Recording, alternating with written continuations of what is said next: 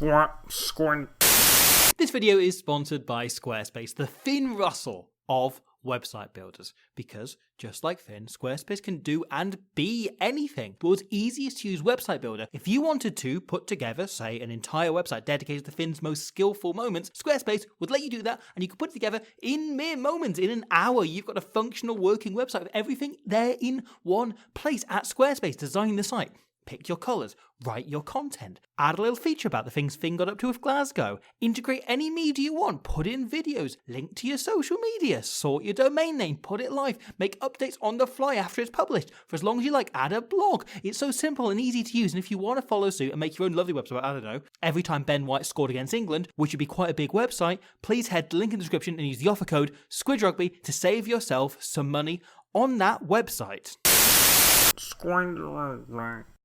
Bad news for employees at the job centre in Glasgow.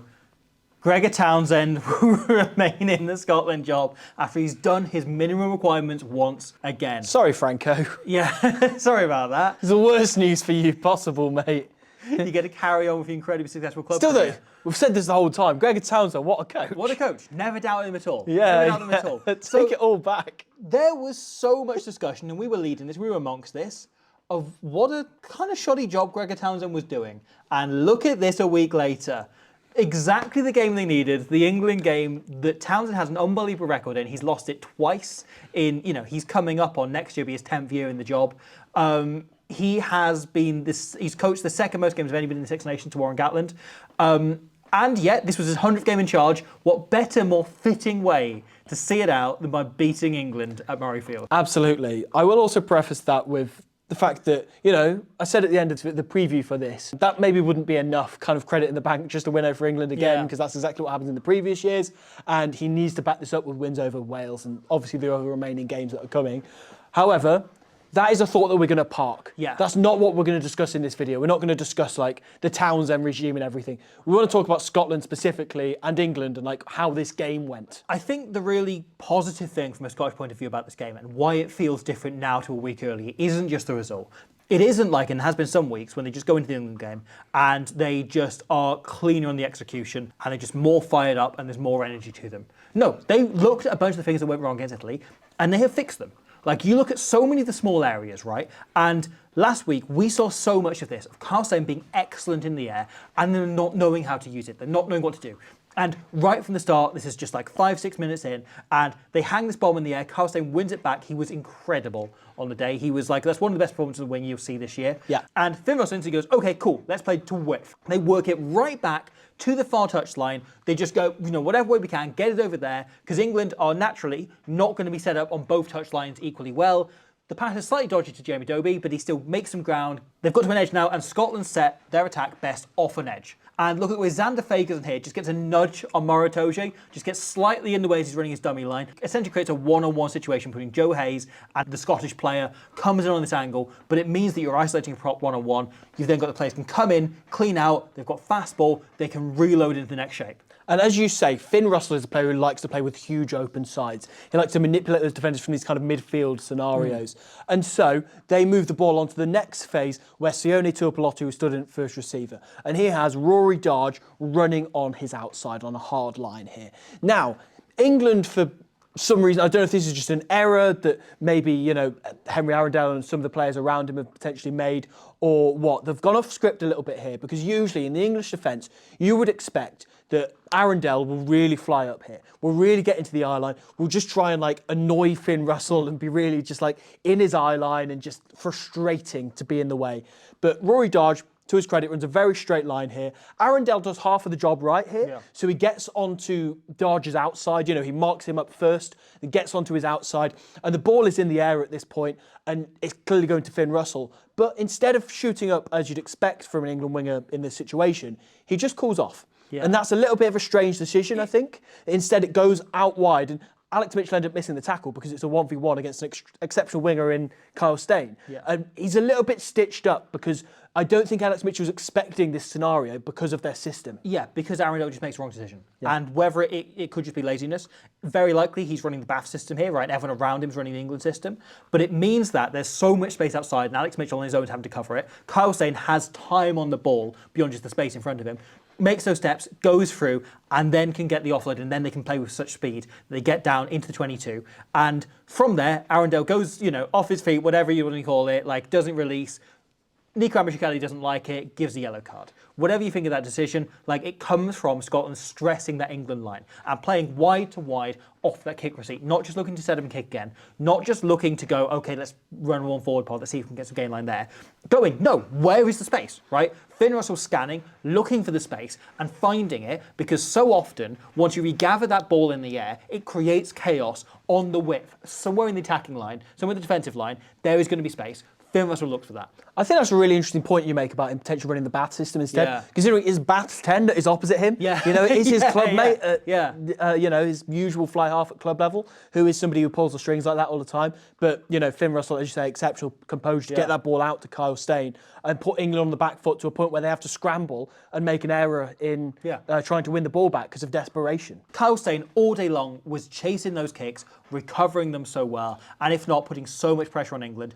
Ben White kicked exceptionally well. Like, you look at Wales, what happens when a 9 hangs it slightly too far, right, and how much space you give the opposition. This was a really dangerous England back three, even including Freddie Stewart. I know he's not fast, but like he can make yardage on that carry back. And just by narrowing that down, that never being the case from the excellent kicking, plus the chase, they then had so many situations where they could open up that chaos and they could play from that. So you look at several of the tries come from that situation of just making yardage, even if it doesn't directly lead to the try. However, that one example we did pull out does lead to a try in itself in after penalty, Scotland kick for the corner. Yeah, Scotland get a good platform offset piece from England in discipline. Go through the phases a little bit. And a lot of the Scottish players like doubling up and just making double carries and double efforts here. Absolutely. And crucially, right, there's a few moving parts in this Scottish backline. One of them comes in the form of Jamie Dobie. So Jamie Dobie is an exceptional just rugby player all round. He's a playmaker. He works as a scrum half, as a winger. He sometimes slots in as a kind of a fullback or a centre. Like, he's a proper quadruple threat of a rugby player. And he comes off his left wing here just to play make a little bit in the Scottish backline. Now, there's a few important components to this. Obviously, England are all winger down at this point, so Alex Mitchell is just fully operating as that left winger. But one of the important things is Freddie Stewart, because he sees Dobie going round to the outside, and he also sees Ben White, whose body language is exceptional here, is looking to the right-hand side, very similar to what we were saying about Alessandro Fusco last week, playing against Scotland, ironically. And Freddie Stewart starts to sweep. And so there's a lot more pressure on him in that back line. Henry Arundel is in the bin. That wing is open. That wing is undefended. He knows, right, in this situation, I need to be covering the winger. That's the England system. He's working around there, and he sees every sign Scotland are targeting that, right? And it's something Borthwick said after the game, is Scotland play to wide so much, right? And we see this time and time again when any team playing Bath, playing Scotland, playing the Lions, goes a player down, especially out wide, Finn slings it. He slings it to whip time and time again, just targets their channels. Jamie Dobie is off his wing. Hugh Jones, however, has just swung round here, and he's just chilling. He's happy. He's happy to just do this. Yeah. And I would imagine this is not necessarily a pre-call, but something they've been told, look out for. Yeah. So Finn Russell looks quite disinterested here. He's kind of got his hand in his pockets going, oh, lads, you can just pick and go with the forwards, whatever. Me and Hugh are just chilling out here. However, there's two important components to this. One, because Scotland play that wide system, as you mentioned, right? The two English centres, Tommy Freeman and Fraser Dingwall, are both in the 10-metre area around the breakdown. Yeah. They're both watching the immediate threats. They can't push out immediately because otherwise, Scotland will pick those gaps off. Which means that the one man inside of Tom Roebuck, the England winger, is Maro Itoje. Yeah. And for all of his talents, he's a world-class rugby player. He's not the guy that you ideally would want in this situation. You want Tommy Freeman. He's only there, basically, to watch for the scrum half. And so, Tom Roebuck makes pretty much the opposite decision to what Arundel did a minute ago. He goes for the system decision. This is what England wingers are drilled to do. It's exactly what Arundel didn't do a moment earlier, is fly up, is make that decisive read. So Finn Russell, obviously, one man in his face, Hugh Jones unmarked on his outside, does the thing that absolutely anybody would do, obviously, in this situation, clearly, bats the ball on, an incredible piece of skill to put Hugh Jones in a foot race with Maro Itoje in about a 15-metre corridor, which obviously Hugh Jones wins. Yeah. Hugh Jones is going from a standing start, but Scotland backing that as part of the plan. If he comes onto this ball with pace, then he kind of gives away to Tom Roebuck a bit, probably causes him to sit off on his heels a little bit, because it's very easy to look at this, right, and go, why has Roebuck shut up there? But that is the England system, right? Because their defence isn't just about containing the opposition, as Scotland's defence is, right? If you were a more conservative team, then perhaps you would sit off and you just kind of go like, okay, I'm going to stand off, I'm going to let Mauro Itoje get across and take Finn Russell, force him to catch the ball a little bit, and I'll cover Hugh Jones. That is what England are about. And what's fed their success over the last 18 months has been they are so aggressive in defence. Yeah. And they use defence as a weapon to get control of the game, and then they ride that into their attack. And so if Roebuck gets a shot in here, if Finn Russell catches the ball in his hands, plural, then he is nailed by Roebuck, and suddenly England's defence is completely on top. The crowd energy changes, the English energy changes, Itoje can get over the top and attack that ball, slowing it down at the very least, if not winning the turnover, and suddenly Scotland on the back foot. They're going backwards. This is no longer a try-scoring opportunity. It's going to be like, okay, they go for a drop goal or they lose it in a few phases, unless something kind of bullshit and mad happens, or they kick it away, they try a little chip or whatever. Like, they completely change the run of defence. Like, Roebuck has seen an opportunity here to turn the game. And the logic is, he has left Finn Russell to pat the ball along there. That is an unlikely skill to work out for most players. Obviously, Finn Russell is world class, but, there's a chance that goes wrong because that's a low percentage play. There's a chance that he tries to pass it on, knocks it on, it goes into Itoje's hands, Itoje boots it downfield, England are back in the ascendancy. You can't legislate on exceptions, right? And Finn Russell is exceptional and he can do things that there's like 3 or 4 other players in the world can do, right? And if you build your system around, well, we've got to sometimes contain Finn Russell, then why are you bothering to do that when most players aren't Finn Russell and you can put the pressure on there if it's any other 10 of the Six Nations? Absolutely. So it's like the rough with the smooth you've got to take with England, right? And ultimately, they perhaps just let too many rough moments in, too many very Finn Russell moments in, if you look at the Ben White try as well. So this begins with Alex Mitchell. He goes long on this occasion, something they did really well against Wales last week, got a lot of return out of. However, Scotland didn't make the mistake Wales did of kicking it back, right, and just not having the same distance on it. And they decide quite a few times here to run. In this example, Jordan gives it in field to Finn Russell, who looks up, and Arundel is slow on the chase. He hasn't really put much work in. And he goes, okay, I've got some time on here. Works around, Arundel now commits, and just floats it over the top while no one's looking to Kyle Steyn.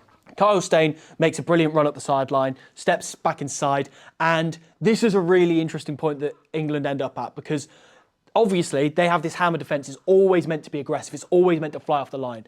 But obviously, when you're in a situation where you've just come off a line break, it's a little bit different because you're naturally scrambling a little bit. And so it's very easy to look at this break that Finn Russell makes a minute later and go, that's just poor defence. But I want to kind of just look into why that happens. So I have some glamorous assistants here and Johan Uge as well, in the form of Mako, of Billy Twelvetrees and Johan Uge, right? So Johan Uge is and playing... Rugby Values Man. And Rugby Values Man, who's going to play the ruck in a moment. So Alex Mitchell makes a tackle. Sam Underhill, alongside Ellis Genge, works around the breakdown, right? So what a lot of teams would like to do, especially if this was in a midfield scenario, which this one isn't, right? So we say that this guy, so Billy Twelvetrees here, is sort of the second or third man out. He's coming up. The whole rest of the defensive line is coming up with him. He's Luke Cowan-Dickie in the situation. Yes.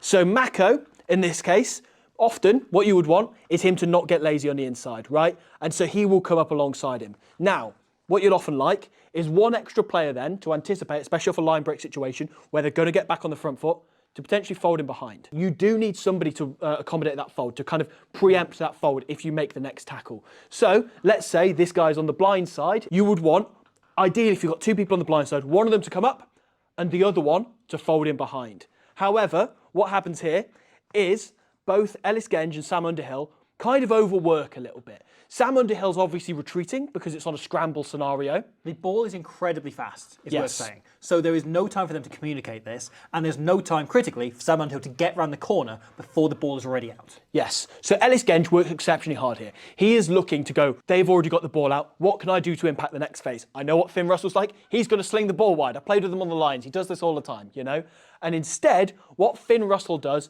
is he checks back inside. And he kind of wins the one-on-one collision with Luke Cowan-Dickie, breaks through the line and goes for a chip kick. Yeah, Cowan-Dickie has flown up incredibly hard here. Again, he wants to make that aggressive read, but it's so difficult when you've come up so hard to then go, oh shit, I've got to go this way now, And so he is left in this situation which is really difficult tackle to make because he's suddenly having to change his balance last second. Finn bumps around, works through, and puts that little kick in. And a lot of this blame on this try is been put on Ellis Genge, and yet I don't think any of it should be. Like, yes, he dives on the ball and he's unlucky here, right? But Ellis Genge is doing the role of 2 players. Yes. He is playing at the same time loosehead prop and wing. He's working overtime. Yeah. This is not in his job description to do this. It's exceptional that a prop can get back there, Yeah. you know, when that chip is made in a loose scenario. Because if we stop and have a look at the work of Henry Arundel, who is unbelievably lazy here. Yeah. So the first break comes in from Kyle Steyn. He starts jogging back. He's walking at one point, just about gets back on his wing. And then as Finn Russell comes up, he doesn't apply any line speed. He should be in this situation, right? George Ford wants Arundel to start to drop back so Ford can work in field here and cover the space in behind, meaning that also any kick back into the grain is covered by Arundel getting back already. He hasn't done that. He stood still. He's not committed to either decision. Yeah. You know this is a static image, but like, no, but it's just how he's working. So he doesn't move back at all. And then, even once the kick comes, even once Finn Russell puts the ball in, he leaves it to Genge. And he just goes like, okay, fine, you've got the cover, Dallas, that's fine. And just jogs back slowly, barely working at all, knowing that he's a close man, so he's going to have to clean out. The best case scenario for England here, once Gendry gathers the ball, is he probably gets a yellow card for holding on. Yeah. Like, either he gets turned over, and because there's two free Scottish players here, like the next few bodies, right? Ben White's there, Rory Darge is there, Jamie Richards coming up as the next guy there, you've got Kyle Steyn's getting in support as well. They're almost definitely Jackling winning that ball back, and either they score a try anyway, even if Gendry gathers it cleanly, or he gives away a penalty and a yellow card for holding on, right? As somebody who, granted, like, isn't an England supporter, but was never good enough to play international rugby. Yeah. That infuriates me. Yeah. Seeing somebody at that level just walking. He's so it's lazy.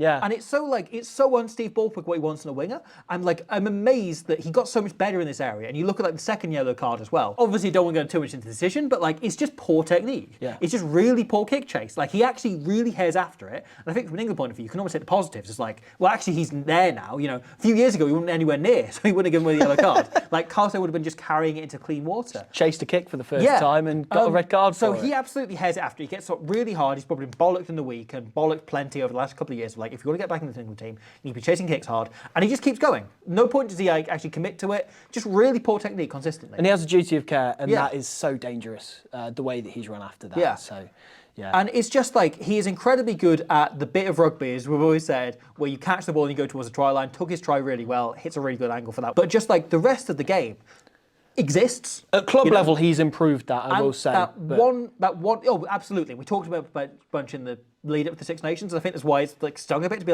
oh, he's back to his old habits, Yeah, yeah. And it makes you kind of realise just how good Faye Boso is at all of those little jobs. Kyle Steyn is. Yeah. That is a one-on-one of just how ridiculously good Kyle Steyn was in the air. And so you get in the second half, right? And just the sheer improvement of this wing whilst the 20-minute red card is still going on. They moved Tom Roebuck over to chase on both wings, on both sides of the ball. And how much better this is, and yes, Scotland still regather it in the air, but they lose 20 metres in the process versus when Arundel was on that side, and they're just easily picking off those balls. You mentioned, again, the kick game for Scotland. This is the first team that I've seen kind of nerf England's contestable aerial kicking game. And lots of that was done through Kyle Steyn, because even when he's not winning balls in the air, he is still nailing people and using that as an opportunity to get Scotland on the front foot. He's kind of using England's best weapon against them in a way.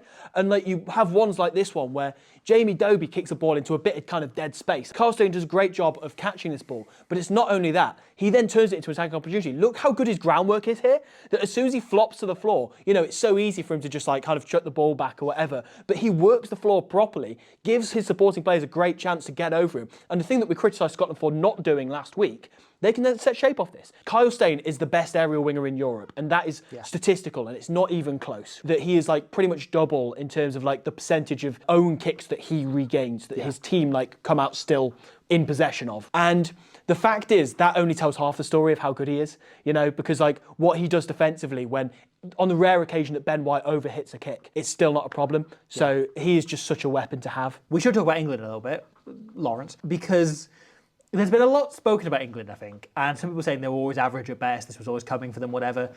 I don't think that's true. I think this was a little blip. And you look at the last few years, right? And you go back 2 years ago, and England were running the exact same system, most of the same kind of plays and patterns and style of play and everything, but they were losing games by 2 or 3 points. Then, the last year, they've been winning games by 2 or 3 points. And in this game, they had a couple of very lucky or unlucky things fall against them. You look at that charge down, drop goal, try. You look at the Ben White try, a few moments where if things bounce a different way, that game's much closer, right? Scotland still win it, but like it's a 3 or 4 point margin. The thing to remember, right, is England are still not the finished article. They are still on this journey. They're still travelling to that point where they are winning every game consistently. And what we've seen them do is turn those narrow losses into narrow wins. That is not necessarily the same as winning every single game. They're still in a situation where these games are mostly tight and they're mostly close. And yes, you had a couple of things back against them. It went differently and it feels very different now this week. But if that drop goal goes over instead of it being the turnaround, this game finishes 23-24. You know, and that's such a different vibe. And yes, the whole game would have been different off that point, but it puts England back within 7, and it just means one good attacking set, and they're back in. You know, and that is kind of the obvious turning point of the game, isn't it? Yes, and I just think like a lot's being written off about England, and I think actually where they're at currently is they're going to have the odd blip, and the goal is by this time next year, by the World Cup certainly, they can put together a consistent run rather than where they are at the minute, which is they will win the majority of the games, but every now and again there'll be one where things just aren't right. Like, it was a moment Guy Pepper dropped this ball from regathering after a kick. I kind of went like, oh, they're 10% off today, right? And if England currently at 10% off, they're not winning games against teams as good as Scotland. Where they need to be in a year's time is 10% better, so that 10% worse leaves them where they were this time last year. And they could have still won that game whilst being 10% off, you know. Like, that George Ford drop goal was a really good decision to go for, you know, because England had a good attacking set leading up to this. They'd had 3 or 4 really good phases of moving forward consistently, moving into the 22. You get to this point where Fraser Dingwall has what looks like a 3v2 here, but it's easy to kind of get caught up in this because the defenders can move, and that's kind of the thing when you freeze frame a 3v2. It's easy to get caught up in that, but actually it's relative to the space that's around each individual player.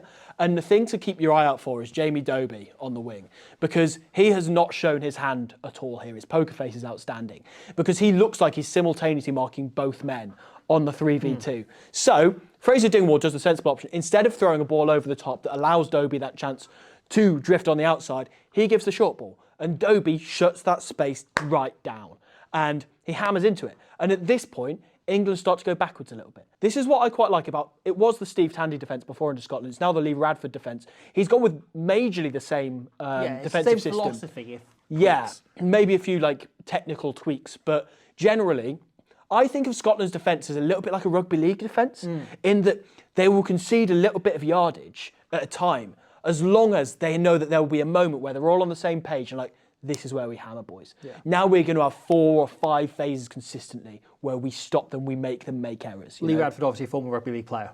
Like, in there. Like every defence coach other than Steve Tandy. Because statistically, like, the longer a team is in possession for, the longer they kind of like rack up their phase count, the more likely they are to eventually lose it, you know? And so that's what it kind of is. It's like, we will contain them for a little bit, as long as we're all fresh and we're all happy, we're breathing, we're talking to each other. And then when we go after them, when they're vulnerable, when they're on the back foot, and we will compound those errors. And that's what I mean by, it's like a rugby league defence. Like, it's about like making them run out of like chances of rolls of the dice. We see that perfectly in the turnover, like, quite soon afterwards, like the next set England get in the 22. And Scotland just patient. And time after time, they come up, they go for these like lovely kind of double shots, right? Where they are wrapping on both of the legs and then someone on the midriff. Like, it's not quite high and low, but they're just wrapping around, double tackling, so there's no chance for like extra groundwork. There's no chance to actually get an extra meter. Or an offload. Or an offload, So you're wrapped up, you just have to get straight to ground, you're out of the game. You present the ball back, and from there then, after time of doing this, and yes, they'll maybe concede a metre or so, depending on how England set up, but they're just wrapping them up, they're wrapping them up, they're wrapping them up. They wait. There are no jackal attempts in this until the big one. They go for the odd blast, but they're generally to slow the ball down rather than trying to turn it over, until this moment comes. And Maro Itoje is taken off the ball by Scott Cummings. Just like really smart. The referee isn't looking in that direction, and so Cummings gets him to ground. He was going to be one of the 2 support runners. And then when the tip on comes, yes, it means that Joe Hayes gets his ball carrier on the outside, the kind of half break comes. However, it also means that Pierre Schumann can commit on the tackle. And Schumann goes, oh, brilliant, Toje's already on the floor. If I get Hayes to ground, they've got no one to clean out. Suddenly, yes, his half break comes, but Darge spots it instantly and is right around the corner, gets over, locks on the ball. It's the first jackal in this set, or the previous one, that Scotland go for. They've only gone for blasts.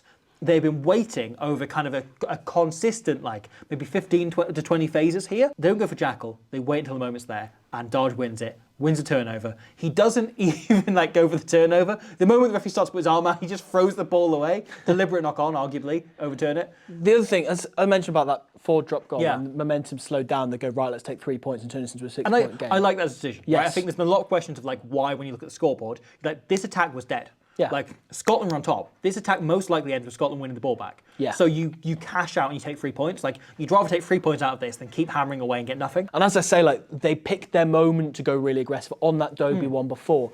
And then very much the same, like the phase, or maybe the second to last phase before the drop goal itself, Scotland get a dominant hit on. And then by the phase itself, right, they've got Matt Fagerson on his feet, they've got Scott Cummings on his feet, they've got Stu Jones on his feet.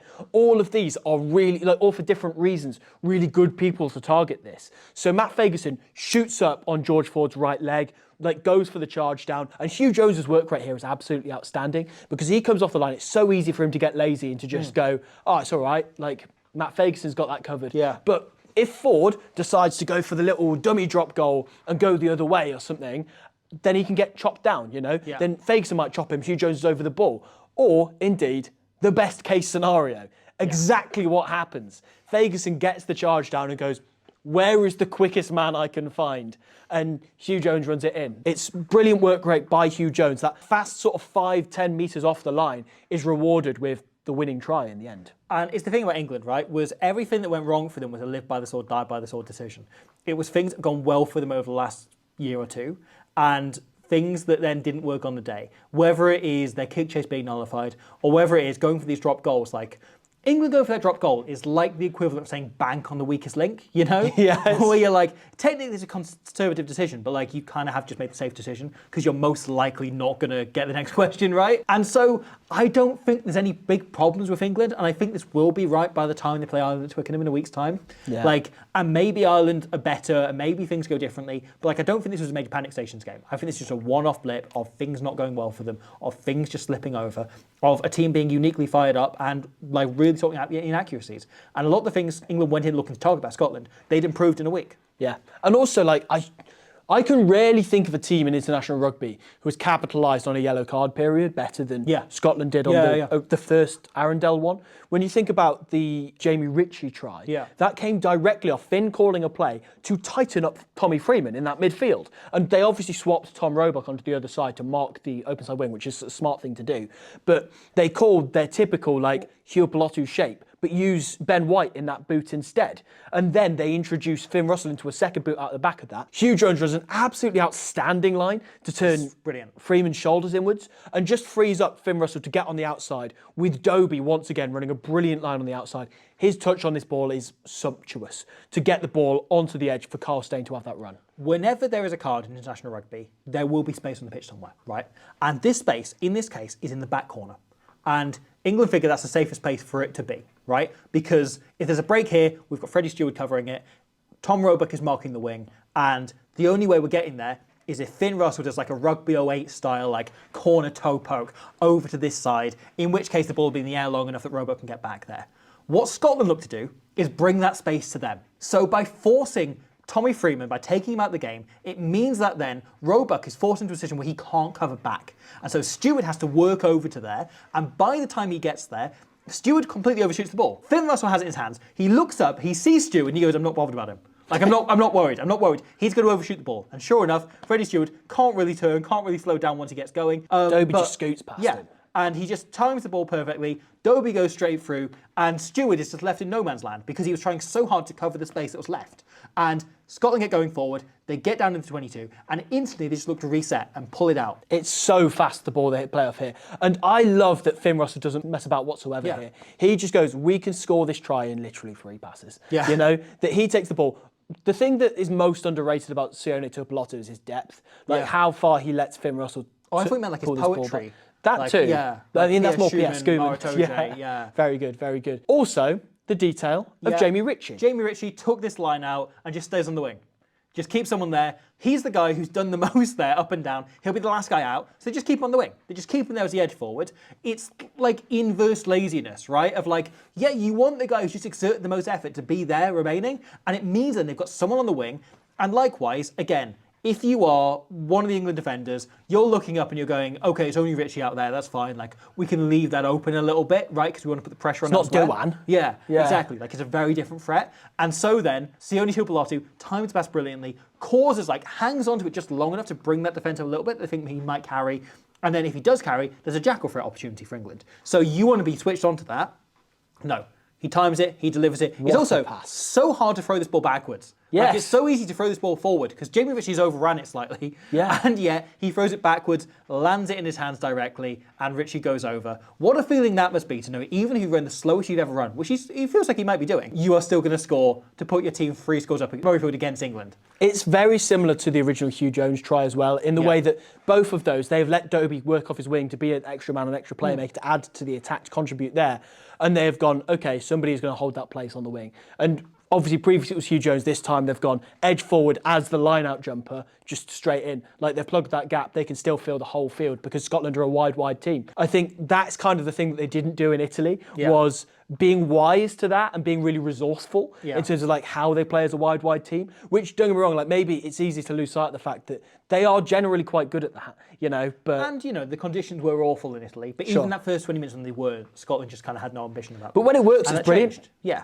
And the thing is now, they've got to keep this up. Yes. Like, so many of the things, we've seen this before where they put things right and then they've broken again. And we've seen it before where they've beaten England and then they've been terrible the next week. Yeah. And they have to go to Cardiff and win. Like, this is a non-negotiable. If they lose in Cardiff, Gregor's gone. Yes. Like, everyone will forget about that game. You know, they won't forget about it. They'll sing songs about it. They'll go like, wasn't it brilliant when we beat England? Such a shame about everything else. Gregor, here's your P45. You know, head down to that job centre, meet that bloke who was really sad, the one sad man, because he thought he was the most employed man in Edinburgh that week. But no, Scotland, critical they win next week. England, they just need to carry on doing what they're doing, right? Yeah. And they'll have odd games where they're unlucky along the way. They're just going to hope for their sake, right, from an England point of view. And I'm not an England fan, but from their point of view, they're going to hope that those games aren't World Cup knockouts. Yeah. And just know that that'll come. Yeah. Well, this is, of course, not the Where Does Scotland Go From Here video. This is the England versus Scotland 2026 review from the Men's Six Nations, right? So we've just got to say, like, Scotland, what, best team in the world. Gregor Townsend, what a coach. Yeah, honestly, like, he sure was the best coach of the day. And that's the only day that matters, the Calcutta Cup. You know, it's got an elephant on it. Oh, yeah, it has, No one hasn't talks it? about the elephant enough. No. I hope Sione Tuipulotu enjoyed greeting the elephant. Yeah, I just hope he spoke to it. What if the elephant's got a name? They should just name it after Finn at this point. Or Sione. Like, that should be it. If you get man of the match in 3 Calcutta Cup games in a row, you get to name the elephant after yourself. So it's called Doohan.